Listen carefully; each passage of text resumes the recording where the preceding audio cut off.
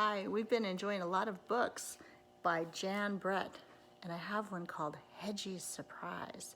So if you remember, Jan Brett likes to make very complicated illustrations in the corners and margins around her books. So you might be able to figure out what's about to happen on the next page between Hedgie the hedgehog and this chicken and all the other animals Hedgie encounters. So look carefully at the illustrations. Jan Brett, Hedgie's Surprise. This little house is not for people. Can you tell who lives here? I'm going to move it up closer. There's a little ramp to walk up, and you can see a little bit of somebody who's back there, who's walking in. I have a feeling this is going to, oh, look at this. And these, they don't look very happy, do they? I wonder what's missing. Once there was a speckled hen. Here, let's see if I can angle it this way. Once there was a speckled hen who laid an egg every day, only to have it taken by little Tomten every morning. It all started because the Tomten got tired of porridge for breakfast. I wonder if that's the picture. I wonder if that's Tomten and that pot has porridge. You know what else is another word for porridge? Oatmeal or mush. Here we go. Each morning, the rooster crowed as the sun came up, and Henny knew the Tomten was on his way. So did the little hedgehog who lived nearby. The Tomten always called out to her, "Henny, have you got a little yummy for my hungry tummy? My hungry, hungry tummy." There's the rooster, and that must be Hedgie, and there's Tomten. And there's Hedgie again.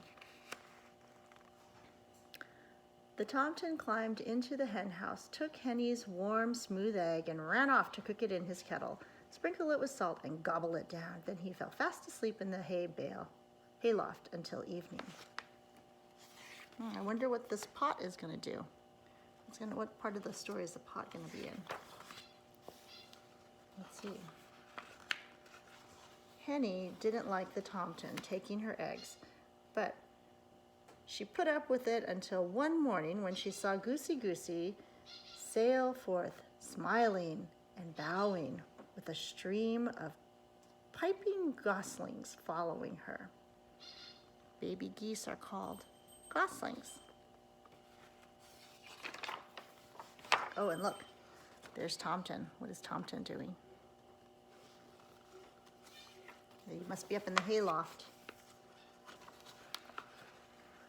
"Oh my," Henny clucked, "where did all those little ones come from? My eggs are hatching," crooned Goosey. "Here comes the last one now."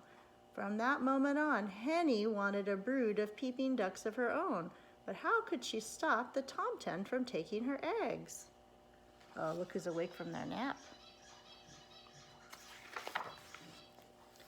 The next morning, when the Tomten poked his head in, Henny tried. She clucked loudly and pecked. She flew at him, but nothing stopped that hungry Tomten from taking her egg again. "No eggs, no chicks, no peeping babies," Henny wailed so loudly that she woke up the little hedgehog, her tears pouring down on top of him. "Puffa, puffa, stick, stick," Hedgie went as he crawled out to talk to her. "Poor Henny, I've been watching the Tomten take your eggs. I'll help you trick him into stopping." The next morning when the rooster crowed, there was the Tomten. "Henny, have you got a little yummy for my nearly empty tummy?" Henny and Hedgie were ready. The Tomten reached for an egg and pulled out an acorn. Said the Tomten. "What's this?" And off he went to try it. The acorn was tasty, but it didn't fill him up, and he awoke in the middle of the afternoon, grumpy.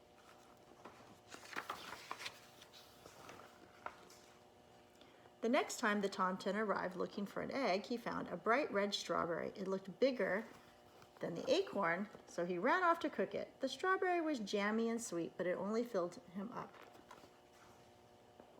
up the Tomten a little more than the acorn had, and he woke up early.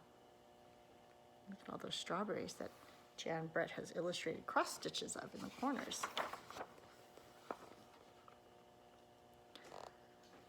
The sun had just come up when the Tomten was at the hen house again, his stomach roaring with hunger. Pushing Henny aside, he grabbed for an egg, only to find a delicious-smelling mushroom.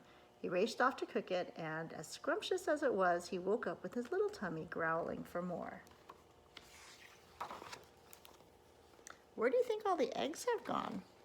We haven't seen any eggs yet, have we? Oh, what is Hedgie? Can you see what Hedgie's pulling in there? It's hard to tell, huh? Cock-a-doodle, the tomten rushed in even before the rooster finished crowing.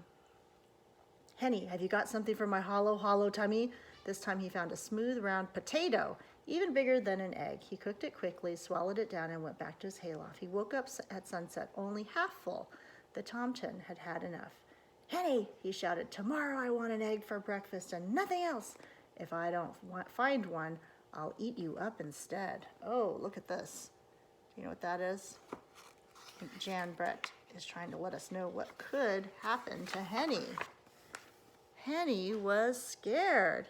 The tomten had been tricked by an acorn, a strawberry, a mushroom, and a potato. How could they fool him again? Don't worry, Henny, Hedgie told her. Now it is time for my surprise, and he whispered in her ear. All night, Henny waited on her nest and Hedgie on his. As soon as it began to get light, Hedgie gently covered his nest with straw and got ready for the surprise. You see this? I wonder what the surprise is. Henny and Hedgie could hear the tomten's stomach rumbling like thunder a mile away. He burst into her house, pushed Henny aside, and grabbed. Ow, he howled. Ow, ow. Puffa, puffa, stick. He had clutched Hedgie, all closed up in a tight round ball of needle-sharp prickles. That's not an egg.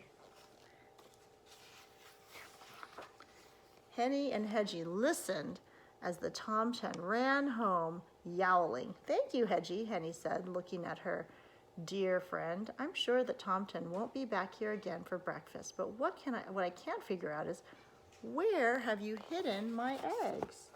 Let's look and see. There's the tomten with his sore fingers, and there he is running off. Let's find out where the eggs are.